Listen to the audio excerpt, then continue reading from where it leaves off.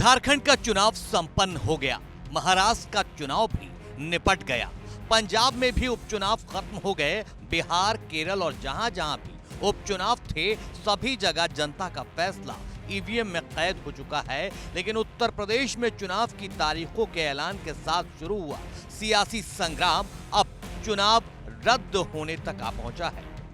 जी हां, मंगलवार को यूपी की 9 विधानसभा सीटों पर उपचुनाव के लिए वोटिंग हुई, लेकिन दिन भर हंगामा, बवाल और शोर शराबा होता रहा। खासकर सीसामऊ, कुंदरकी और मीरापुर में पुलिस और प्रशासन के रवैये पर सवाल उठते रहे। अखिलेश यादव की शिकायत पर कई पुलिस अधिकारी हालांकि सस्पेंड भी हुए, लेकिन अब समाजवादी पार्टी ने चुनाव आयोग के सामने बड़ी मांग उठा दी है। सपा महासचिव और राज्यसभा सांसद प्रोफेसर रामगोपाल यादव ने अर्धसैनिक बलों की देखरेख में फिर से चुनाव कराए जाने की चुनाव आयोग से मांग कर डाली है। प्रोफेसर रामगोपाल यादव ने अपने ऑफिशियल एक्स हैंडल से लिखा है, कल उत्तर प्रदेश में संपन्न हुए उपचुनाव समाजवादी पार्टी और संबंधित क्षेत्रों के जिला अधिकारियों और पुलिस अधिकारियों के बीच थे, न कि सपा और बीजेपी के बीच। जिस तरह का नंगा नाच कल पुलिस ने उपचुनावों में खासकर मीरापुर, कुंदरकी, सीसामऊ और कटहरी में किया, वो लोकतंत्र के लिए खतरे की घंटी है। ज्यादती तो हर जगह हुई है, लेकिन उपरोक्त क्षेत्रों में प्रशासन ने मर्यादाओं की सारी सीमाएं पार कर दी हैं। प्रोफेसर रामगोपाल यादव ने अपने इसी पोस्ट में आगे लिखा है, मीरापुर, कुंदरकी और सीसामऊ में मुस्लिम मतदाताओं को बंदूक की नोक पर मत डालने से रोका गया। ये चुनाव रद्द हों और दोबारा चुनाव अर्धसैनिक बलों की देखरेख में होने चाहिए।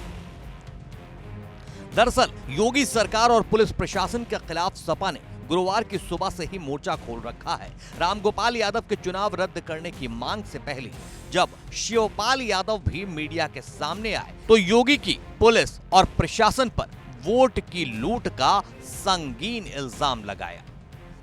जब लूट हुई है प्रशासन ने, पुलिस ने, जैसे भी ब्लॉक प्रमुख, बीडीसी और कोटा डीलर से लेकर के जिस तरीके का शासन का दबाव था प्रशासन पर, तो देखिए अब जब एसएसपी वोट मांगने लगेगा, जिला अधिकारी निर्देश देगा, तो फिर लोकतंत्र बचा कहाँ?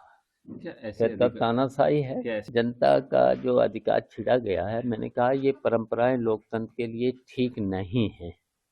बेईमानी से अच्छा, इससे कोई भारतीय जनता पार्टी की सरकार अगर मान ले हार भी जाती, जैसा माहौल है उत्तर प्रदेश में भारतीय जनता पार्टी के खिलाफ, तो सरकार तो उनकी गिर नहीं जाती।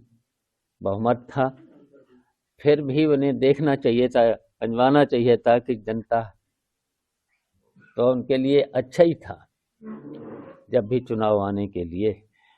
तो अगर ये देख लेते तो हो सकता था ठीक काम करने लगते, क्योंकि भारतीय जनता पार्टी से पूरे देश की जनता इस समय खिलाफ हो चुकी है, क्यों इन्होंने केवल झूठ बोला है।